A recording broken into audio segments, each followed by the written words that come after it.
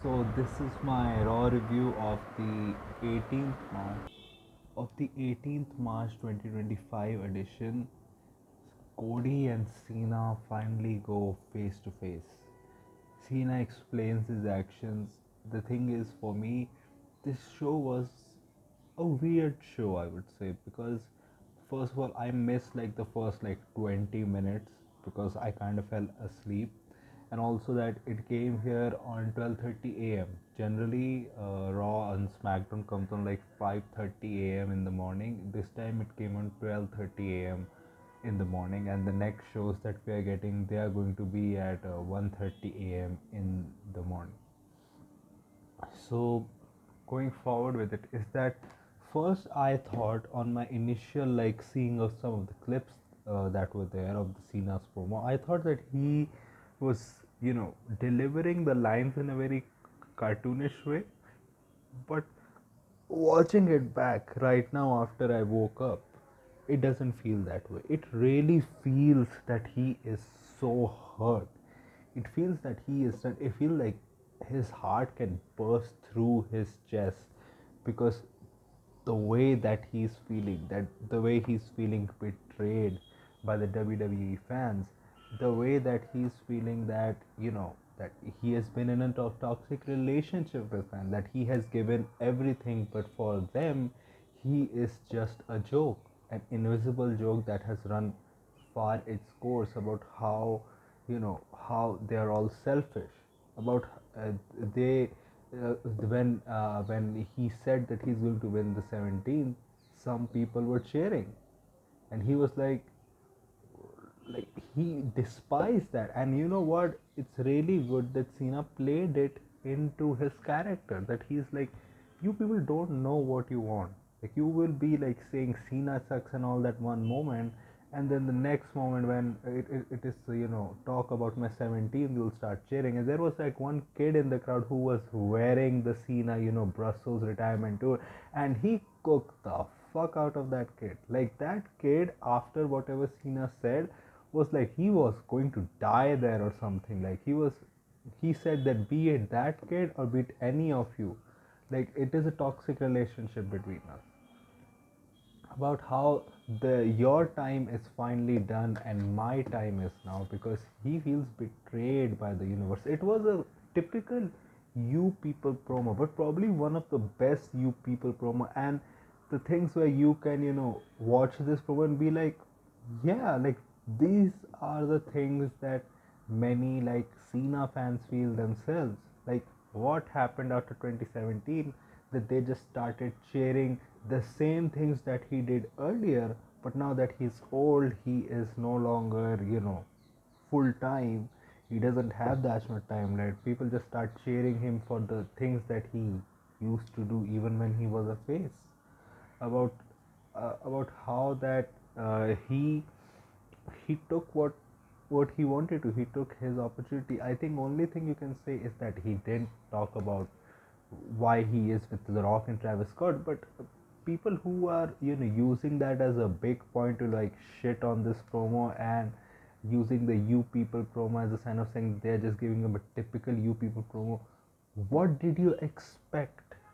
Like, Cena turning heel has major things which would result into a you people promo of some kind, at least, because him turning heel, lot of it has to do with the fan engagement that he's had. Even in his like top years, he has had the Cena sucks, let's go Cena stuff. When he went into his United States title run, then you had the all first of all, you had the endearing John Cena sucks. Later, first you had like the John Cena sucks. Then you had the cheering Cena every time.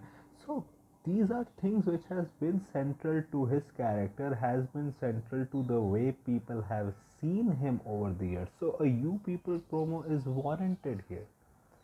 Like, I think he will talk about why Rock and Travis Scott, he joined them next week. They're not gonna blow their load in like 1 week, and people are saying that Cena would have cooked Cody and everything. They would have probably decided this, right? Like if they wanted Cena to cook Cody, they would have let him cook Cody, and they are probably gonna let Cena cook Cody in the later weeks. Like you can see, like in the end, it makes sense because at first when Cody came out, Cena just started with the care, and Cody just barged in.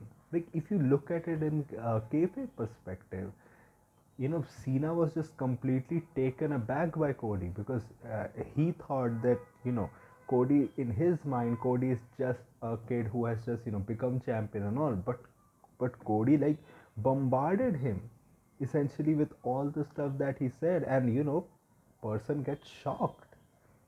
Even even in real life, if you think of someone as just a little boy, a little kid, and he just starts, calling you a whiny little bitch, like tearing at your character, tearing at your arguments, like you would be taken aback. And especially having a crowd cheering that person that you see only as a kid, like he's singing his whole entrance song, then chanting Cody, Cody, then Cody, Cody Rhodes when he is in the ring. A combination of that, you would be taken aback. That's what happened at the start of the promo. Cena said, "I'm not a heel or a babyface. Like you don't deserve to get new music or a new look." Which was another thing because he's like, "You're getting the same thing because I don't dress like you. You dress like me. I don't need to, change myself for you. Why would I change myself for you?" And Cody said, I think you can say the only thing that people have a problem, but this is not something that is in this promo particular. There has been a problem with Cody for me for a lot of years. That has been the way that he goes, "You whiny little bitch." It's just like you can see that he is trying to say that. He's trying to be like, "Huh, huh," which I don't like. But it works for him. And maybe you can say maybe he could have added much more like substantial rhymes rather than just like buzzwords whiny little bit. The thing is, he did say some stuff which was substantial. He said that they gave you their best also because they believed in you, because they believed you were special, and that's right. Cena became the face of the company because of the people, also because of the cheers that he was getting from the crowd. Because when at least half of the crowd or a majority of the crowd see him, they saw him as something special. Like they saw him as the guy, and what Cody said was substantial. It's just that, in my opinion, he could have added much more substantial stuff also. But maybe this was designed to be a short and done stuff, and also that Cody maybe can deliver those whiny little bitch lines a little bit, better. That is, "Oh, whiny little bitch." I think it for me it would have been better, but that's fine. That's me. It works for the majority of the audience, and he says that you better find, you know, the real John Cena because I don't want to face a whiny little bitch like you. Because whatever is this, I can eat it up. I can retire it early rather than the end of the year. Cena also mentioned about how he took the good step about he decided to announce his retirement early, that he's going to retire at the December or in the December. Overall a very good segment. I do have to watch like this segment as a whole to really like tell my opinion on it. The thing with this is you have enough in this segment to be like, whoa, what a segment, and also there are stuff left for you to tune in next week also. I also want to talk about something which has soured a lot of fans, including me. It's the Romans and the Punk feud. I get what the WWE are trying to do. They are trying to space out these feuds because they know they have got two hot feuds which are in the men's division, which are the Cena and Cody feud and the Roman Seth and Punk feud, and they're trying to get they're not having both of these feuds doing substantial things on like one show, because if they can space it out on like different shows and on different brands, they can get ratings and sell more tickets on different shows and different brands, which I understand. It's just that is that people can say it's because of Roman also. Yeah, it's because of Roman also. But remember when Roman didn't show up at all during the Solo Sikoa feud, it still worked. Paul Heyman coming out and cutting promos because whatever he said was substantial to the feud. Whatever he said was from the perspective of Roman Reigns also, but also from his own perspective too regarding that feud. So it still had substance in it. It still had some meat in it. The thing with the Paul and Seth promos that have happened recently, like the Paul promo that happened on SmackDown and Seth promo happened here, is that we didn't see their perspective on what happened, or like in Paul Heyman's case, we didn't see his perspective, and we didn't see like from his words a little bit of Roman's perspective that he could have said and like hide behind the things that this is what I think that Roman is. Roman, when he gets here, aside from saying when Roman will be on SmackDown in Italy, just say that when Roman gets here, whenever he does, in Italy, you will see what else he has to say. Like you can do it in smart ways. Even Seth is like, like this is weird. You have to find creative ways to like not let your segment get booed out because if I am there and you are announcing that they're going to be on a different show in a different country and I need to be excited about that, it's like when they show the match graphics, like this is something that they have to do because they need to promote their show, but do not expect reactions from the crowd because they're like, we are here, like why would we get excited about things that are not going to happen here? Even Seth's promo was so bad because first he came out with a heh heh heh heh heh and everything. He was the old like no serious Seth, and he said some serious stuff which mattered, but those were like just two lines, and he said it in a hey hey hey hey way because he essentially said that uh, that Roman Reigns came back. The thing is, Roman Reigns does not work. He does not have a plan in mind. It always has to be an architect that has to do something. That that I get why Roman Reigns came back and took revenge from me because I would have done the same. Which is, I think that this is right. Like Seth Rollins as a face has been really compelling to me since the whole like Bronson Reed feud and since the whole like him refusing to team up with Roman at War Games. He has been a really compelling face to me since then. Like like he's a really like compelling face character since then for me at least. Many people just want him to turn heel, but I really like his face character because he admits his mistakes. He admits his hate against people, and he says arguments which are like, yeah, you have a point, but you also acknowledge the wrong things that you're doing and about how it is causing you hurt in the continuing timeline as well, and how sincere you are related to the things that you hate and related to the things that you love as well, about how you are turning into something that you don't want to, about how his friendships are really genuine to him even despite everything that has happened. I really like that about Seth's character. So Seth said that it, like old times, it always has to be the architect that has to clean up Roman's mess, and that he would have ended CM Punk's WrestleMania dream. He would have taken him out of like Roman is thinking that he's going to take his wise man. He was going to take him out from the picture anyway, but Roman didn't let that happen. And like on SmackDown, all three are going to be there and they're going to do this segment. Really sucked, I think. And that was what I was saying. I think they like people are already dunking on Roman, the Seth fans, the Cody fans, in general, like people, the IWC doesn't really like Roman Reigns. They had to like him, when he turned heel because his stuff was so good. They can't really like say that this was bad. Whenever they got a chance to even like, uh, you know, like even a small things which is bad, they overblowed it. And there have been things which have been bad about Roman Reigns, like his title reigns, like from WrestleMania 39 and everything. Like even before that, in certain stretches, like how sometimes the Bloodline story has really dragged. Him not being on TV a lot of times is really bad too. And I would say one thing is that if Roman Reigns is there for this feud, hope, I hope that he shows up, that he has given his availability for every week.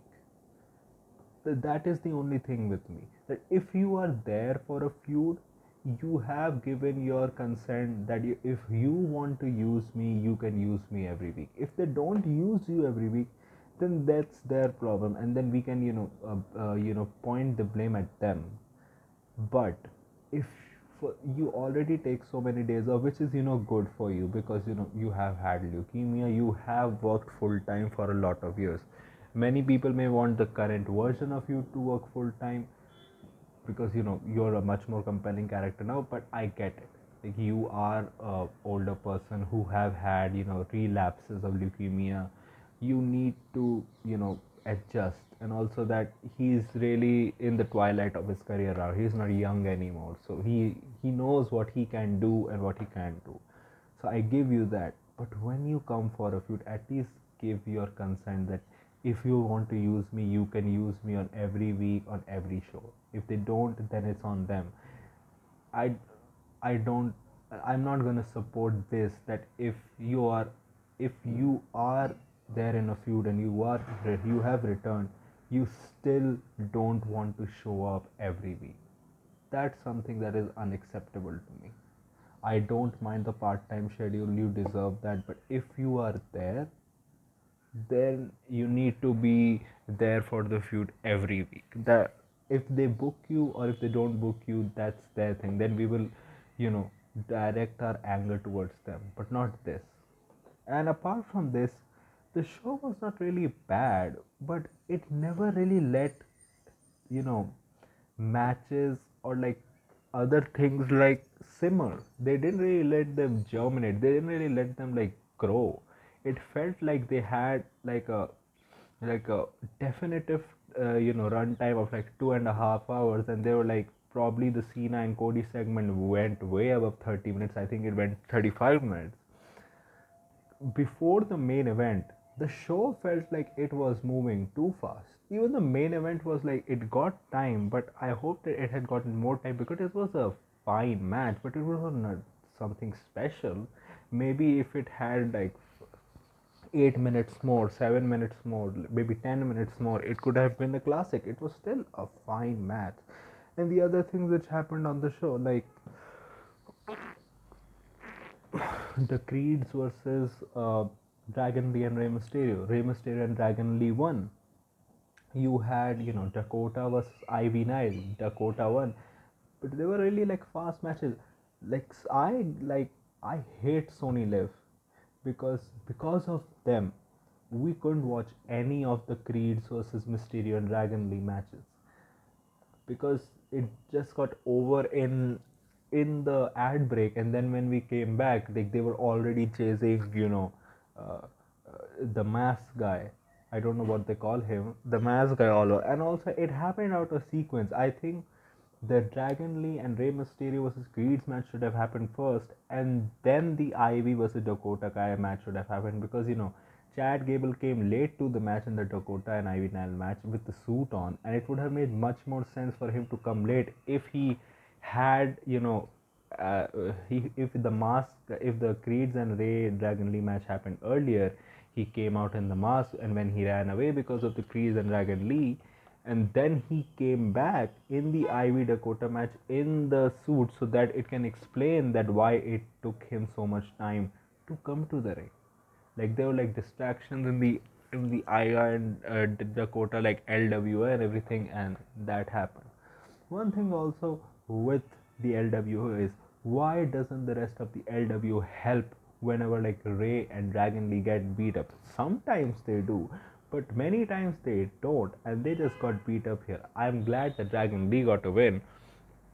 One thing that I see is probably the WrestleMania match is going to be some sort of combination. Like like, is it going to be a straight up LWO versus Creed's match? Is it going to be like it can't be a mixed tag because Zelina is on SmackDown now, so it can't be that. So what is going to be the WrestleMania match? Because what I feel is going to happen is probably the New Day are going to move to the tag team for the tag team titles. I think that's the direction that they would go with. I don't know what they're gonna do because this match is going to take place like the LWO and the American made stuff. It's just that who is going to be on Rey Mysterio's side and what is going to be like the match type. Because they have had their matches together where LWO has beaten them. They've had a series of matches together. What Something new has to happen there. Then also, what we see is that Penta had a match with Ludwig. It's just that it felt like why was it no holds barred? Like apart from the chair use, like where they were not able to get like when he hit like the Mexican destroyer, like it the worst was what Penta got. I was really scared that they were gonna have Ludwig win because I thought that maybe it's a no holds barred. They gave Ludwig a win there in Europe. Maybe Pete Dunne comes out, but it looks like they dropped the Pete Dunne thing because they're probably gonna have Ray Phoenix solo on SmackDown. So Penta won with the Penta Driver.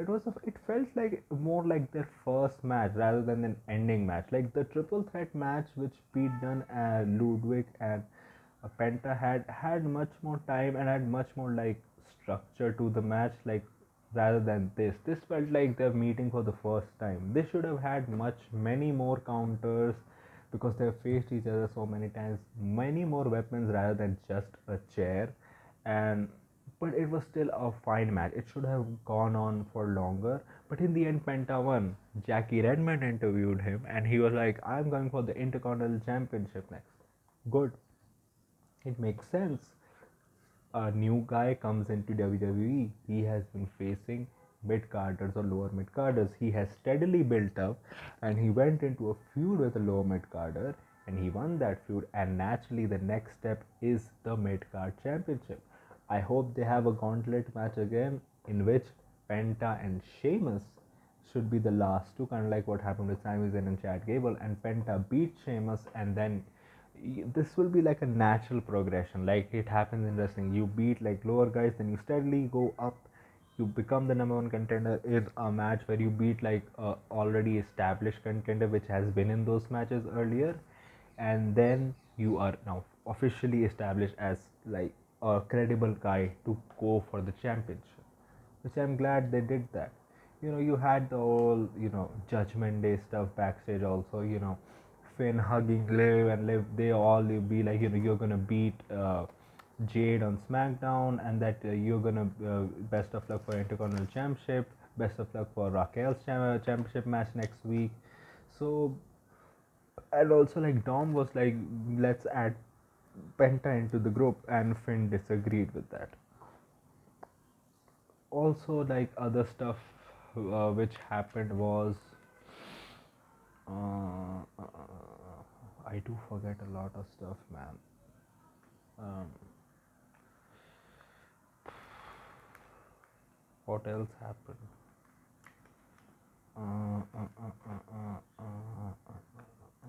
Yeah, the Rhea Ripley, Bianca, and Io segment happened too, which was a really great segment. Like people who didn't like the like the contract signing, I think they did the backstage segment to kind of like like people who were angry with that segment, like simmer down, because it did make sense. Like Rhea can just sign her name on the contract, but its storyline, it makes sense because like Pierce called her childish. Like it's talking to a child. Like how many people have called her childish? Charlotte has, Bianca has, and now Pierce has. So it is something that they are having in in storyline, that Rhea does act like a child whenever she is against pressure, and she has done that. Like she signed a contract which she can legally get into anyways, and she did, like it's a legal document and everything. And this feud has been booked so well because it makes so much sense. Like everyone has their issues. Like like Rhea has her issue with Io because she couldn't beat him. Io has her issue with Rhea because first the elimination chamber stuff happened, and now with Io has issues with Rhea and Bianca too because she doesn't get the respect she deserves as the women's world champion, which you saw in her promo too when she came out. She was like, "I'm the women's world champion, and nobody is going to disrespect me, and I'm going to win at WrestleMania." You also had Bianca come out, and she was like, she was all business like, and you can tell the only reason that she is so business like and everything because she doesn't want to get her head involved in the Jade and Naomi stuff. That's what she's doing. And Rhea is acting childish, but she does have some reasons, like her coming out there.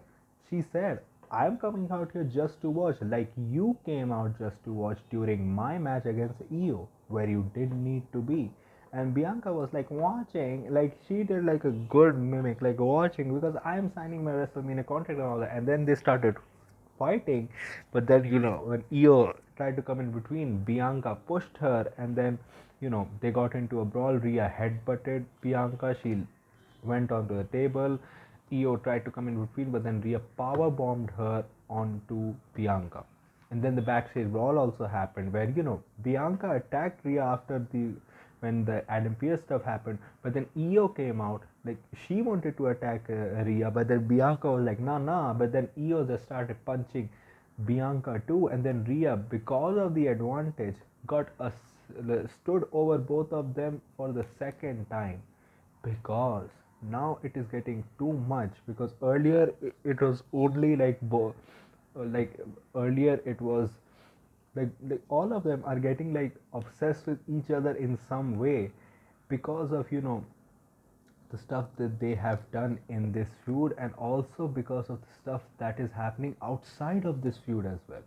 It makes so much sense. Like if Jay Uso and Gunther do not get to the level that they think that it should, like ideally, like even if it doesn't, they should have it main event because the story has been that Jay Uso is not like just a tag guy; he is a main eventer. So having main event Jay Uso win the title in the main event of WrestleMania Night One makes much more sense.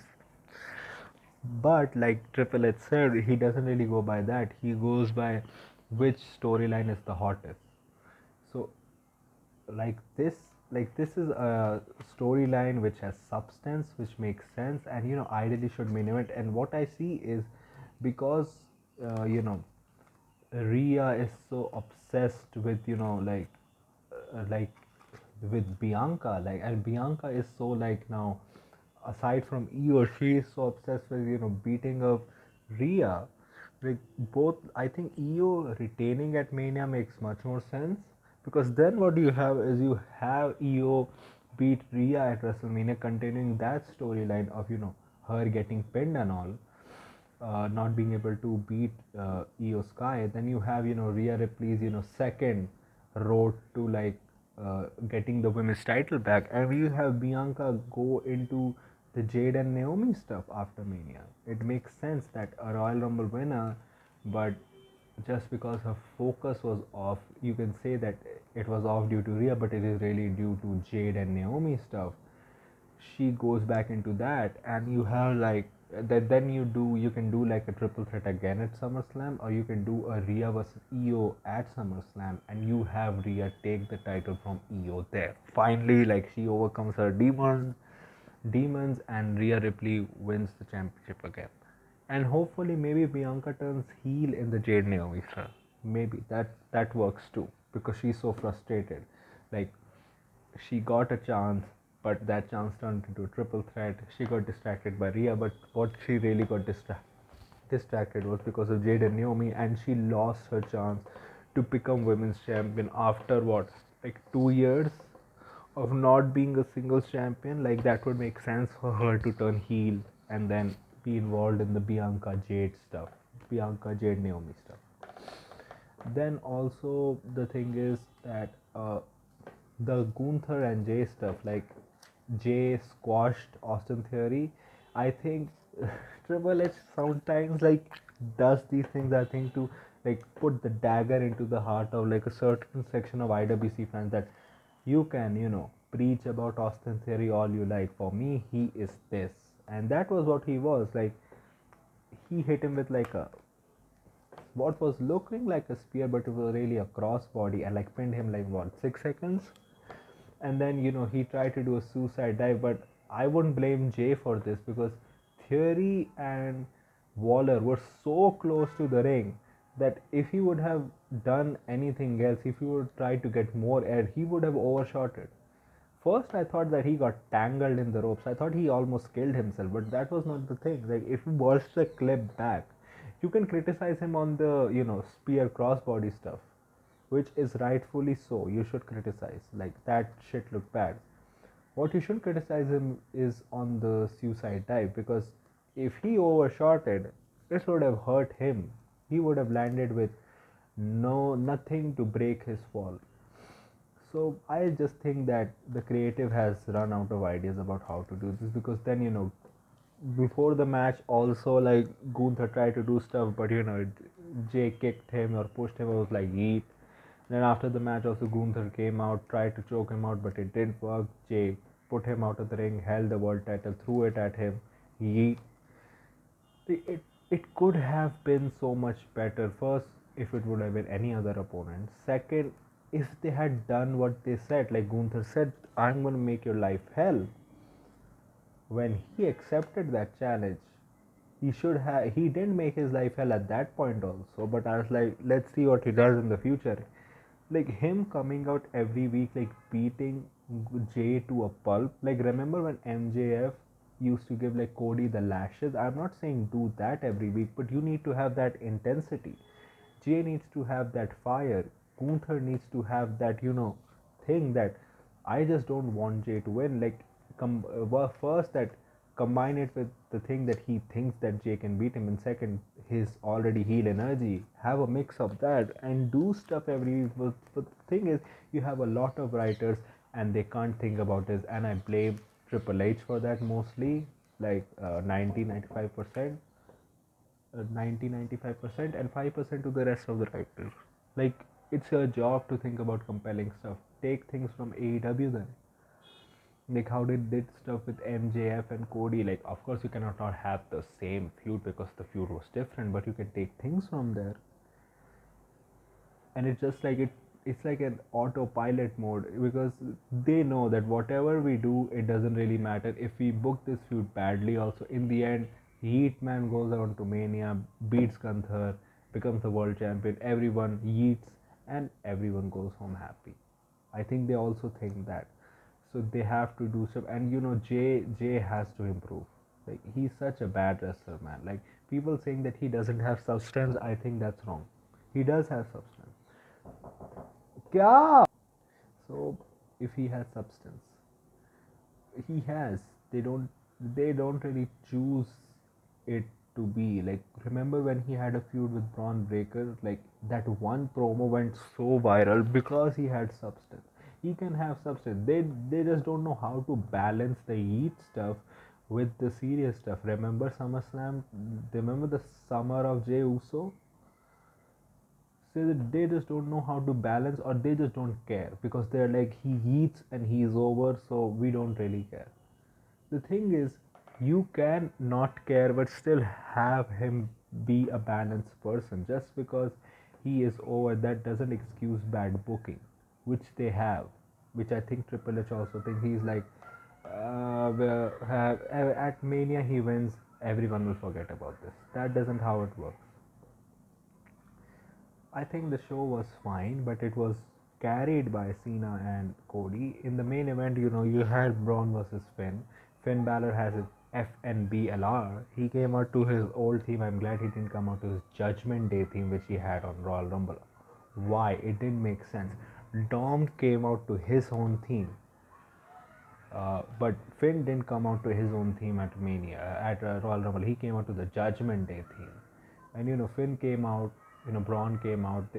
First one thing is like, why don't they have Braun in more matches? Like, this is his first defense since the Saturday Night's main event, which happened on January 25, January 26.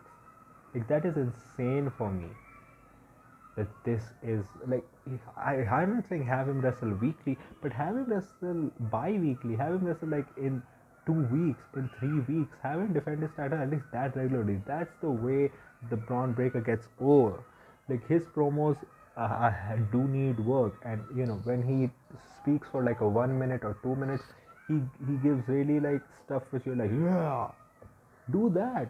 But they just had him either not be on television at all or have it be in backstage segments, which I'm like, they should be glad that Braun Breaker is so good that he's still over with the crowd. Otherwise, if they had done this with any other, youngster coming up, any other champion, which was not that over with the crowd, which not that talented as Braun Breaker, that their popularity would have died a long time back. I think there are some spots that I liked in the match, especially when Braun jumped from the apron to Finn on the announce table. Like Braun was bleeding from the mountain. Like Michael Cole thought Finn died. I was like, what the fuck was that? Because they hit hard, because it's a reinforced announce table and they hit hard on the table. In the end, he hit him with spear, a very like weak looking spear. Like I want him to like do that ISHO speed spear. They won. Dom and Carlito tried to interfere, but Dom inadvertently caused Finn to like slip up on the turnbuckles, and Braun won. I thought they were going to have change titles because they had Street Profits on, and maybe we are in Europe, anything can happen, but it didn't. After the match, Penta came out, and I'm like, I'm excited for this. Have Penta win the gauntlet match, and then have Braun versus Penta at Mania. Have Penta win the championship.